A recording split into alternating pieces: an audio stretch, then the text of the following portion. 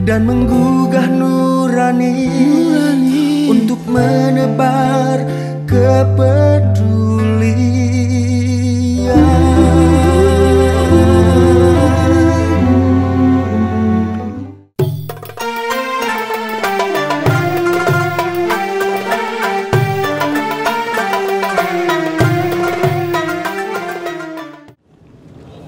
أعوذ بالله من الشيطان الرجيم. بسم الله الرحمن الرحيم.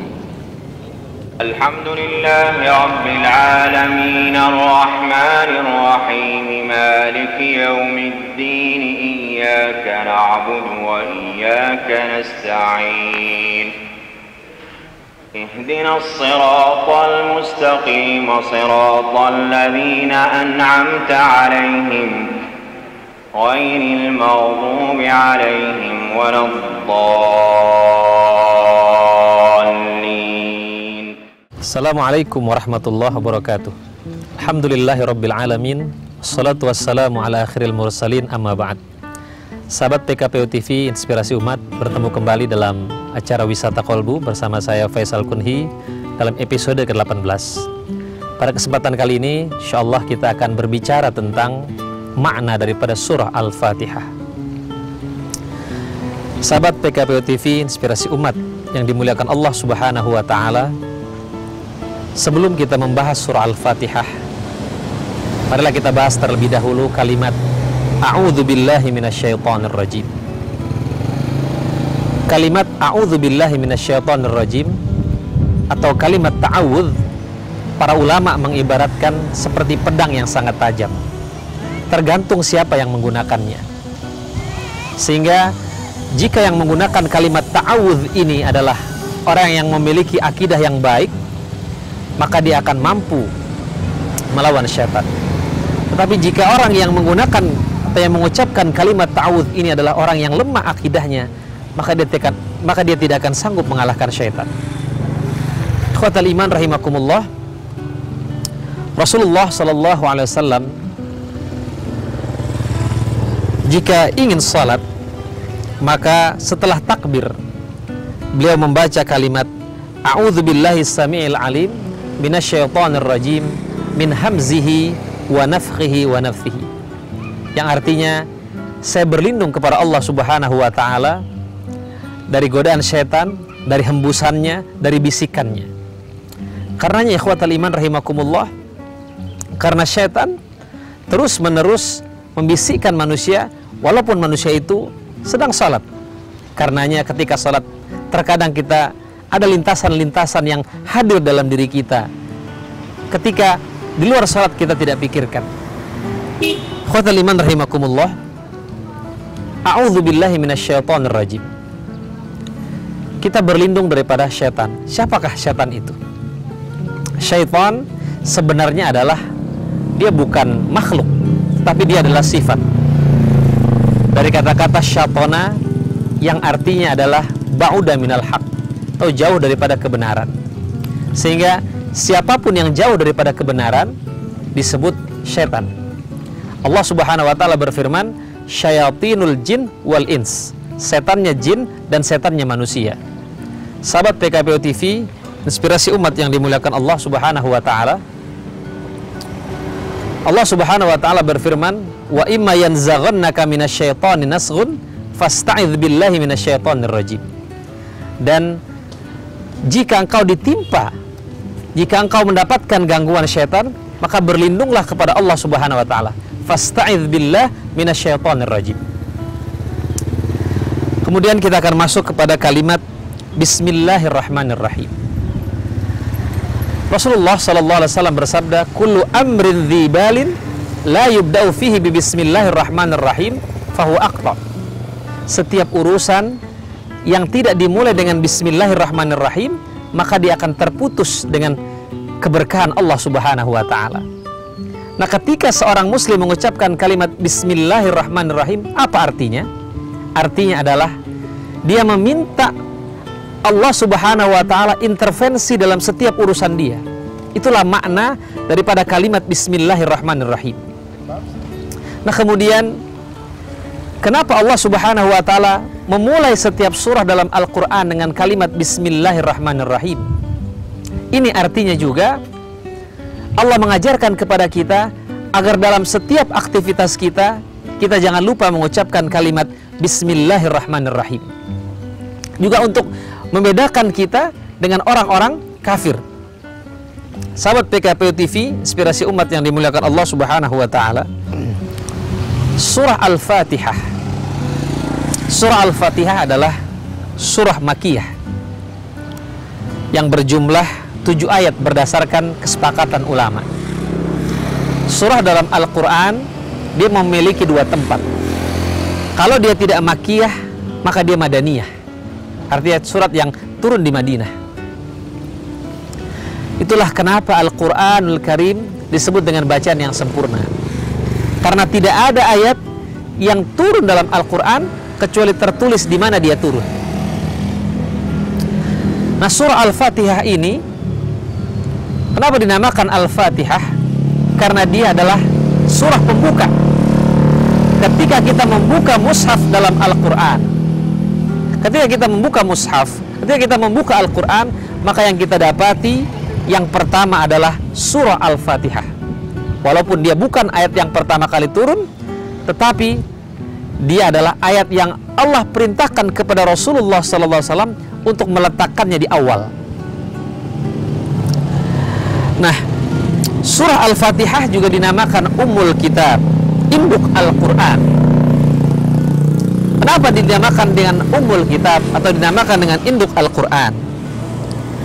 Karena dia mengandung hal-hal yang fundamen. Akidah. Dia berbicara tentang akidah.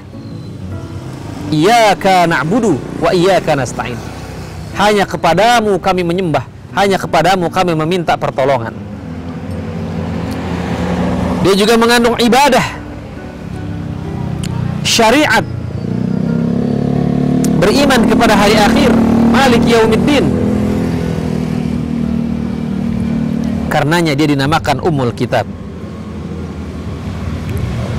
Nah, apa keutamaan daripada surah Al-Fatihah ini? Keutamaan daripada surah Al-Fatihah ini diriwayatkan dari Imam Ahmad. Nabi SAW bersabda, "Walladzi nafsi biyadihi," demi jiwaku yang berada di tangannya, tidaklah Allah menurunkan surah dalam Taurat, Injil, dan Zabur, dan dalam Al-Furqan, yaitu Al-Quran, surah seperti As-Sab'ul Mathani. As-Sab'ul Mathani artinya 7 ayat yang diulang-ulang. Karena kalau kita hitung berapa kali kita baca surah Al-Fatihah dalam sehari, belum dalam salat-salat wajib, apalagi dalam salat-salat sunnah, makanya dia disebut dengan As-Sab'ul Mathani, 7 ayat yang diulang-ulang. Nabi SAW bersabda juga kepada Abu Sa'id, "Aku akan ajarkan surah yang paling agung dalam Al-Quran, yaitu As-Sab'ul Mathani, 7 ayat yang diulang-ulang." Sahabat PKPU TV, inspirasi umat, surah Al-Fatihah ini juga surah yang paling mudah secara redaksi, sehingga dia sangat mudah dihafal. Bahkan orang-orang di luar Islam pun sangat mudah menghafalkan surah Al-Fatihah. Surah Al-Fatihah ini memiliki banyak nama. Imam Qurtubi mengatakan Al-Fatihah memiliki 12 nama. Yang pertama yaitu Al-Fatihah itu sendiri yang artinya pembuka. Yang kedua Ummul Kitab, induk kitab. Yang ketiga As-Sab'ul Mathani, 7 ayat yang diulang-ulang. Yang keempat Asy-Syafiyah, penyembuh. Karenanya terkadang kalau ada orang yang sakit, kita membacakan surah Al-Fatihah untuknya. Tidak terlarang, karena memang Al-Quran itu sebagai syifa, sebagai penyembuh. Wa nunazzilu minal Qur'an ma huwa syifa. Dan kami turunkan Al-Quran, dia sebagai penyembuh. Bahkan di antara sahabat juga ada yang mengobati seseorang yang kena gigitan ular dengan membaca Al-Fatihah. Kemudian juga nama daripada surah Al-Fatihah ini adalah Al-Wafiyah, yang artinya komprehensif, mencakup seluruh hal-hal yang penting dalam Al-Quran. Kemudian juga dia bernama Al-Kafiyah, yang cukup, yang mencukupi. Sehingga dengan kita membaca Al-Fatihah cukup sudah. Bahkan dalam salat, ketika seseorang hanya membaca Al-Fatihah, salatnya sah. Tetapi ketika dia membaca surah-surah yang lain, tapi dia tidak membaca Al-Fatihah, maka salatnya tidak sah. Sebagaimana Rasulullah bersabda, la salata liman lam yaqra bi Fatihatil kitab. Tidak sah orang yang salatnya tidak membaca Al-Fatihah. Kemudian juga dia bernama Al-Asas, fondasi. Kemudian juga dia bermakna alhamdu, pujian. Alhamdulillahi Rabbil Alamin. Sahabat PKPU TV, inspirasi umat yang dimuliakan Allah Subhanahu wa Ta'ala, tentunya para pemirsa setia Wisata Kolbu, kita masuk kepada kalimat Alhamdulillahi Rabbil Alamin. Ada alhamdu, ada asyukru. Apa bedanya? Alhamdu adalah pujian yang kita ucapkan kepada Allah Subhanahu wa Ta'ala atas segala keadaan. Kita sakit, tetap kita ucapkan alhamdulillah. Kita sedang berlimpah rezeki, kita ucapkan alhamdulillah. Kita sedang diuji oleh Allah, sempit rezeki kita, tetap kita ucapkan alhamdulillah. Karena kita dianjurkan untuk mengucapkan alhamdulillah ala kulli hal. Segala puji bagi Allah atas segala keadaan. Nah, kalau asyukru adalah pujian yang kita lontarkan kepada Allah Subhanahu wa Ta'ala atas nikmat yang berbentuk materi. Ketika kita mendapatkan uang, ketika kita mendapatkan mobil, kita ucapkan asyukru lillah, syukur. Nah, apa arti syukur? Syukur itu artinya membuka. Orang yang bersyukur adalah orang yang membuka nikmat Allah, sehingga nikmat yang ia peroleh tidak dia rasakan sendiri, tetapi orang-orang yang di sekelilingnya ikut merasakan. Sedangkan kufur itu artinya menutup. Orang yang kufur adalah orang yang menutup nikmat Allah Subhanahu wa Ta'ala, sehingga yang merasakan hanya dia saja. Itu perbedaan antara alhamdu dengan asyukur. Kemudian alhamdulillah, segala puji bagi Allah. Ada ilah, ada Allah. Apa bedanya? Ilah adalah segala sesuatu yang kita sembah, baik dia Allah ataupun dia selain Allah. Atau ada juga para ulama yang mengatakan ilah adalah segala sesuatu yang mendominasi dalam diri kita. Ada seseorang yang menjadikan hawa nafsunya sebagai ilah. Sahabat PKPU TV Inspirasi Umat, kita break dulu. Insya Allah kita akan kembali setelah commercial break berikut ini. Jangan kemana-mana, tetap di Wisata Kolbu PKPU TV.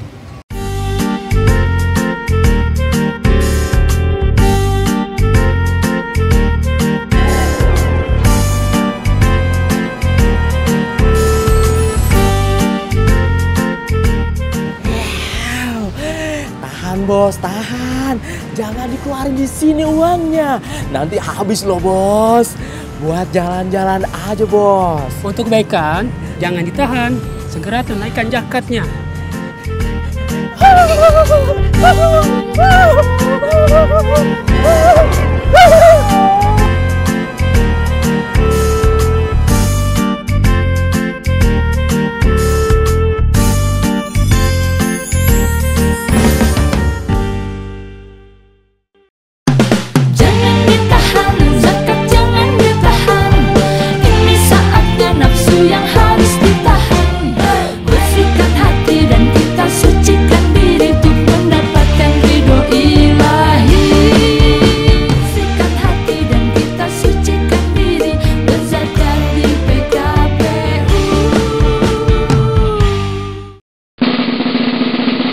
Jangan. Alhamdulillah sudah.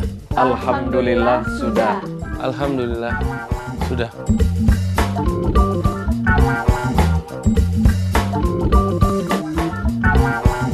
Alhamdulillah sudah. Penghasilan yang Anda terima, tabungan, deposito yang Anda simpan, perhiasan, perniagaan, investasi adalah harta Anda yang harus dijakati.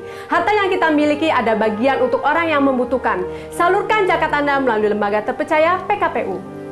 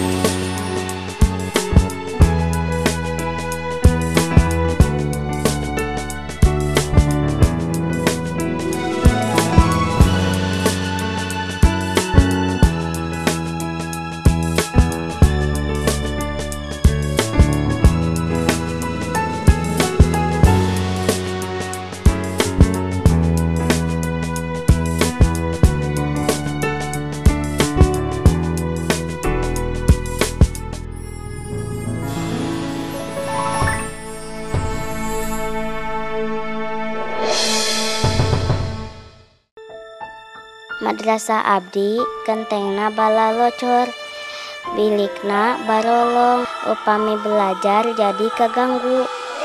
Ayeuna sumping bantuan, abdi sadaya ngiring ngabantos, ngabangun madrasah.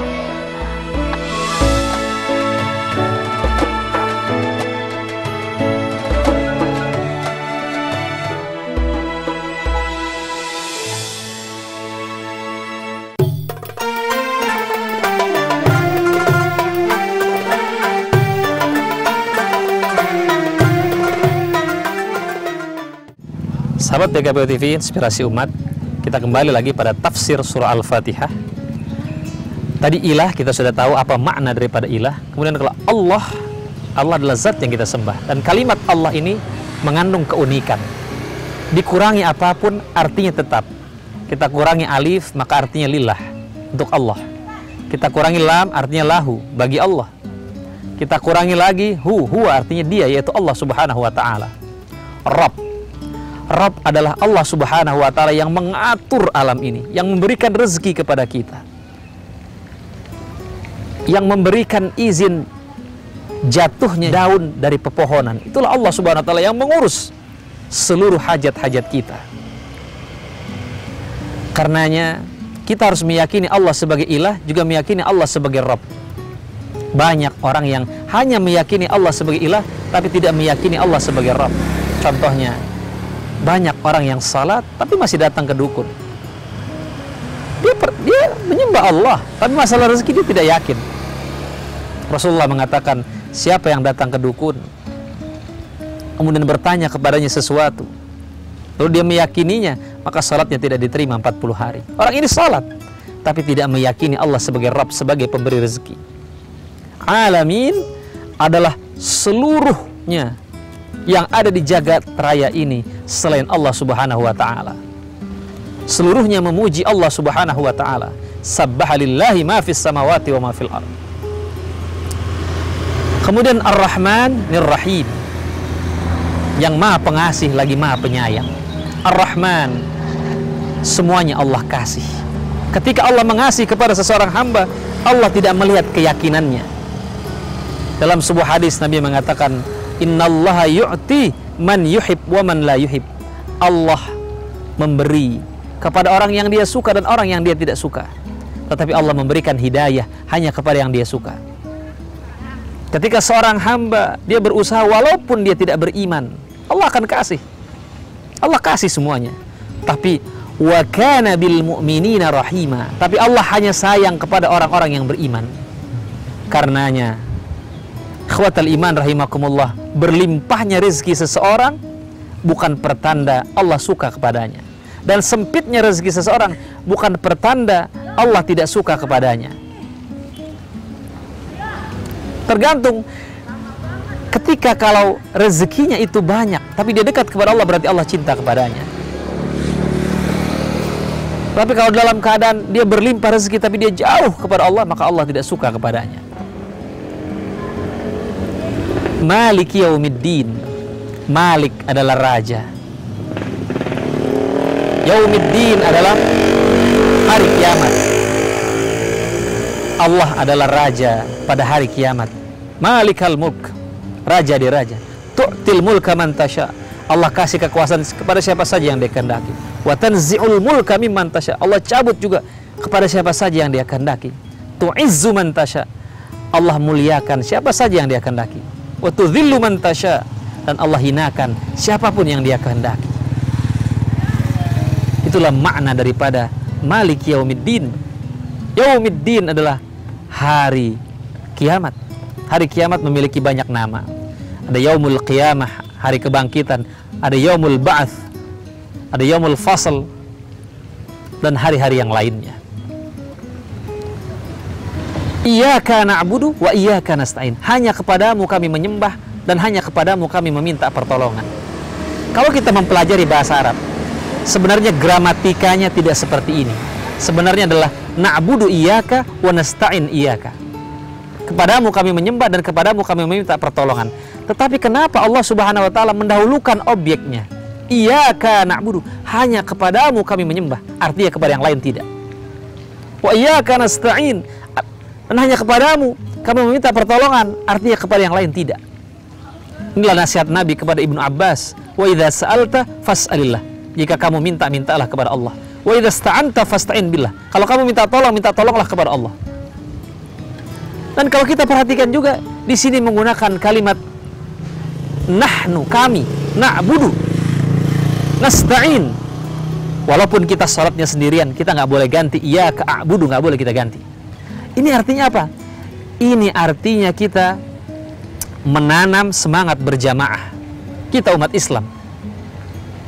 Nabi mengatakan alaikum bil jamaah fa inna syaitan ma'al wahid wa huwa minal itsnaini ab'ad.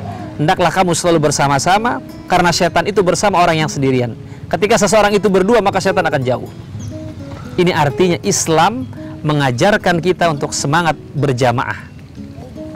Bahwa melakukan kema'rufan, kebaikan harus dibangun secara bersama-sama.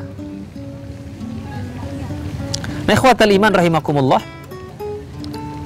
Iyyaka na'budu wa iyyaka nasta'in ihdinas siratal mustaqim. Tunjukkan kepada kami jalan yang lurus. Ini kita minta setiap hari. Ihdinas artinya tsabbitna 'ala dinil Islam. Tetapkan kami dalam agama Islam. Kalau kita perhatikan dalam Al-Qur'an ada sirat, ada sabil. Sirat, kalau sirat kita perhatikan dalam Al-Quran pasti temannya mustaqim. Artinya apa? Kalau sirat dia pasti jalan yang benar. Tapi kalau sabil dia belum tentu jalan yang benar. Dia bisa sabilullah, bisa jalan Allah, bisa sabilut taghut, bisa jalan setan. Kalau kita ibaratkan kelompok-kelompok dalam Islam itu adalah sabil yang semuanya menuju siratal mustaqim, menuju jalan yang lurus, yaitu al-Islam. Siapa? Apa ya jalan yang lurus itu? Siratal ladzina an'amta 'alaihim, jalan orang yang engkau beri nikmat. Siapa itu? Minan nabiyyin, para nabi, para syuhada, orang-orang yang salih, orang-orang yang jujur. Itulah orang yang diberikan nikmat. Waladhdallin, dan bukan orang-orang yang ghairil maghdubi 'alaihim waladhdallin. Bukanlah orang-orang yang kau murkai. Siapa orang-orang yang dimurkai? Itulah orang-orang Yahudi. Karena mereka telah membunuh para nabi. Nabinya sendiri dibunuh. Nabinya sendiri dikerjain. Seperti Nabi Musa. Ketika Nabi Musa berhadapan dengan musuhnya, apa kata orang Yahudi? Kau pergi Musa, peranglah engkau, kami duduk-duduk saja di sini. Nabinya sendiri tidak dihormati. Maka Allah begitu murka kepada orang-orang Yahudi. Waladhdallin, dhalin di sini adalah orang-orang Nasrani. Karena kenapa? Karena mereka telah menuhankan Isa. Laqad kafara alladzina qalu innallaha wal masih ibnu Maryam. Telah kafir orang yang mengatakan bahwasanya Allah itu adalah Isa bin Maryam. Amin, amin adalah bukan bagian daripada surah Al-Fatihah, tapi amin ini adalah artinya istajib du'aana, kabulkan permintaan kami. Demikian, mudah-mudahan tafsir singkat daripada surah Al-Fatihah ini dapat membuka pemahaman kita tentang arti, makna daripada Al-Fatihah, sehingga menjadikan salat kita khusyuk ketika kita membaca surah Al-Fatihah. Mungkin itu saja yang bisa saya sampaikan. Mari sama-sama kita berdoa. Astaghfirullahaladzim, astaghfirullahaladzim, astaghfirullahaladzim. Hamdan yuafi ni'amahu wa yukafi mazidah. Ya Rabbana walakal hamdu kama yanbaghi li jalali wajhikal karim wa 'azimi sultanik.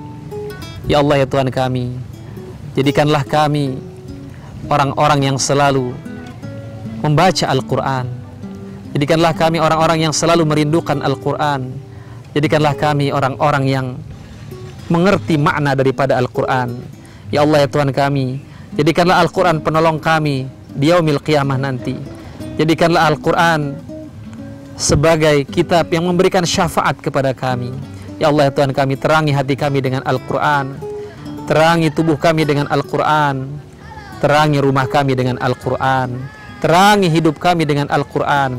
Rabbana atina fid dunya hasanah wa fil akhirati hasanah wa qina adzabannar. Sallallahu ala Muhammadin wa akhiru da'wana alhamdulillahirabbil alamin. Sahabat PKPO TV, inspirasi umat, mungkin itu saja yang bisa saya sampaikan. Kita jumpa lagi pada episode-episode berikutnya. Kurang lebihnya mohon maaf. Assalamualaikum warahmatullahi wabarakatuh. Dan menggugah nurani untuk menebar kepedulian.